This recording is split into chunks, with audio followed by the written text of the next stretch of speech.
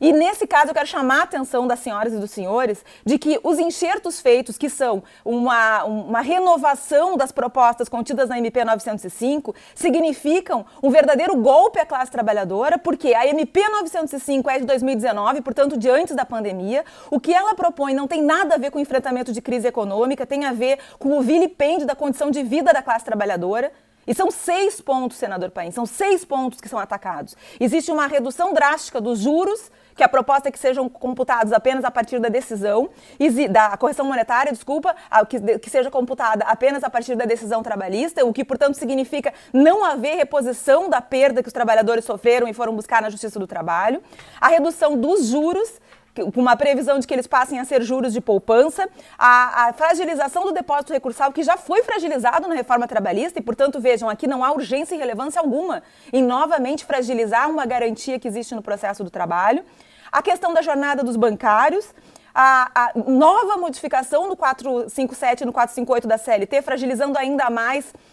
a questão da alimentação, dos pagamentos feitos para a alimentação do trabalhador durante o vínculo de emprego. A autorização de renúncia fiscal no momento em que nós precisamos garantir seguridade social às pessoas e regras muito terríveis que levarão à privatização do INSS, autorizando empresas privadas de saúde a gerirem os benefícios previdenciários, ou seja, matérias seríssimas que estão sendo enxertadas não só na MP 936, mas também na MP 927. Então, elas vieram na MP 905, não houve votação porque houve mobilização e o governo, de forma golpista, no último dia de vigência da MP, revogou para tentar escapar do parágrafo 10 do artigo 62 da Constituição, mas nós sabemos muito bem que aquela MP não seria aprovada no Senado Federal. Agora ela volta no texto da 936 e volta no texto da 927, que também está na pauta de votação da Câmara de Deputados na próxima terça-feira, dia 16. Ou seja,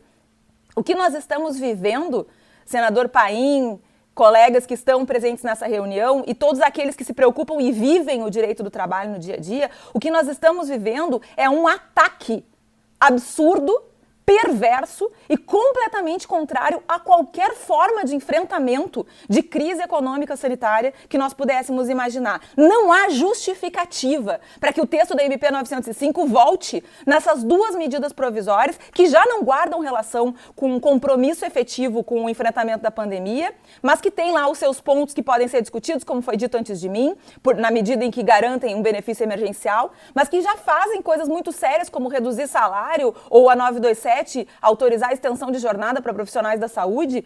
Mas isso não é o mais grave. O mais grave é identificar esse golpe. A MP 905 não pode entrar no texto legal, não pode ser aprovada. E não é razoável ou justificável essa insistência de um setor do patronato brasileiro, porque nós sabemos de onde isso vem, de que os trabalhadores e trabalhadoras não tenham reposição de perdas e tenham a privatização do seu sistema de seguridade social, enquanto as instituições financeiras praticam as taxas de juros e correção monetária que bem entendem. Então é preciso que o Senado Federal dê uma resposta efetiva e essa resposta precisa ser tão forte a ponto de barrar, inclusive, a tentativa que também se faz através da MP 927 de trazer de volta essas alterações da MP 905. O que eu espero, senador Paim, é que o Senado Federal honre a sua função de parlamento, de uma república, de um Estado que se diz democrático e de direito e que não admita esse tipo de golpe à classe trabalhadora num momento em que nós precisamos mais do que nunca de um Estado social que assegure sobrevivência digna. A Alessandra falou muito bem, nós já temos mais de 40 mil mortos no nosso país e estamos caminhando para uma realidade em que talvez sejamos o país em que mais gente vai morrer em razão de uma pandemia que não está sendo enfrentada com decência pelo governo atual. É preciso que o parlamento seja o contraponto num momento como esse e não permita que mais agressões sejam feitas a quem vive do trabalho numa sociedade como a nossa. Muito obrigada.